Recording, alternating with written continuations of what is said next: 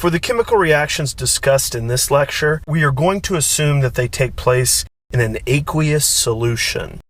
So, in other words, we're going to assume that the solvent is water when water isn't directly mentioned in the chemical reaction.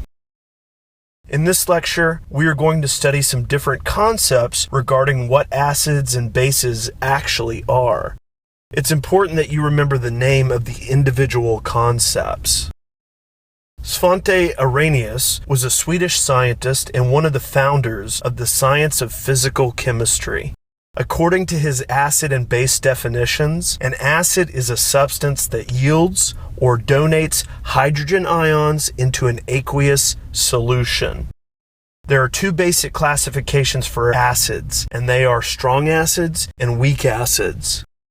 Strong acids are considered strong because they dissociate 100% in water,